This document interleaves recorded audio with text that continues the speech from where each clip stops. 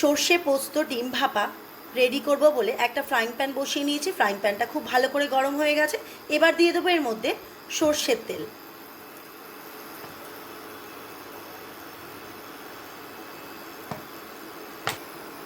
সর্ষের তেলটাও খুব ভালো গরম হয়ে গেছে। দিয়ে দিলাম কুচনো সামান্য পেঁয়াজ।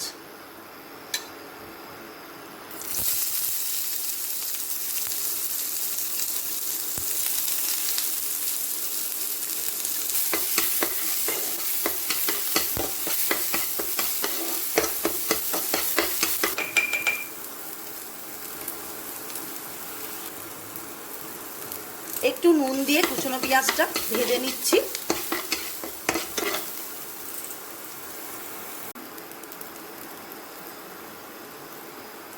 এবার দিয়ে দেবো এর মধ্যে সামান্য টমেটো বাটা।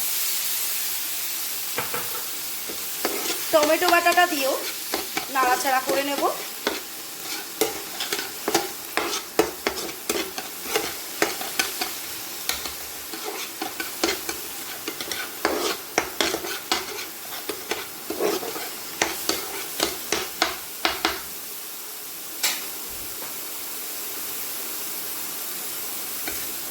আর দিয়ে দেবো একটু সামান্য কাঁচা লঙ্কা বাটা, দিয়ে নাড়াচাড়া করে নিচ্ছি।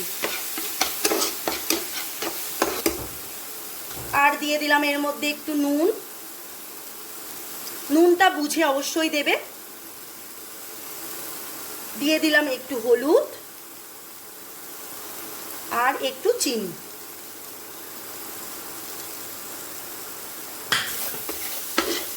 দিয়ে খুব ভালো করে নেড়ে নেবে। যদি প্রয়োজন মনে করো তোমরা একটু তেল ব্যবহার করতে পারো।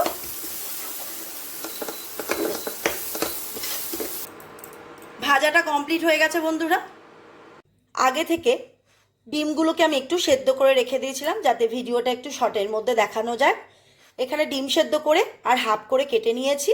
আর এখানে রয়েছে সর্ষে পোস্ত একটু সামান্য করে বেটে নিয়েছি। সর্ষেটা নামমাত্র দিয়েছি আর পোস্তটা 2 চামচ মতন দিয়েছি, দিয়ে বেটে রেখে দিয়েছি।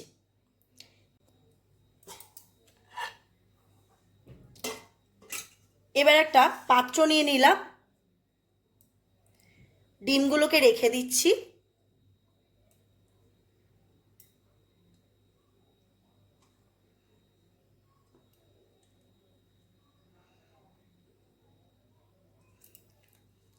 এবার এর মধ্যে দিয়ে দেবো সর্ষে পোস্ত বাটা। দিলাম পেঁয়াজ টমেটো যে ভেজে রেখেছিলাম সেইগুলো।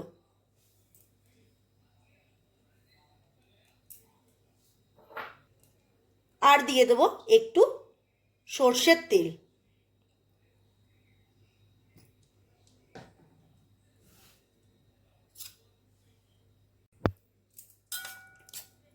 খুব ভালো করে মাখিয়ে নেব একটু।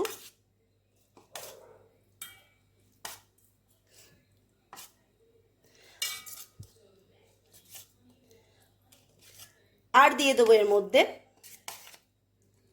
সামান্য জল।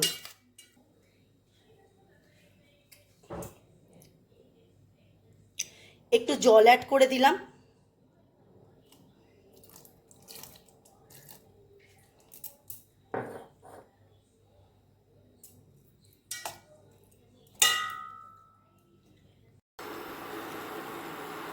একটা পাত্রের মধ্যে জল নিয়ে নিয়েছি, তার মধ্যে একটা স্ট্যান্ড বসিয়ে দিয়েছি। এইবার টিফিন বক্সটা এর মধ্যে ভালো করে বসিয়ে একটা ঢাকা দিয়ে দেবো। দিলেই আমার ভাপাটা রেডি হয়ে যাবে। মিনিট 20 পর্যন্ত আমি এটা ভাপাটা তৈরি করে নিয়েছি। এবার আমি ঢাকাটা খুলে নেব। পেঁয়াজগুলো একটু সেদ্ধ হয়ে এলে কাঁচা তেল দিয়ে নামিয়ে নেব। ডিম ভাপাটা আমি টিফিন বক্স থেকে বার করে নিয়েছি। আর এর মধ্যে একটু লাস্টে সর্ষের তেল ছড়িয়ে দেবে। তো রেডি হয়ে গেল অত্যন্ত টেস্টি সর্ষে পোস্ত ডিম ভাপা।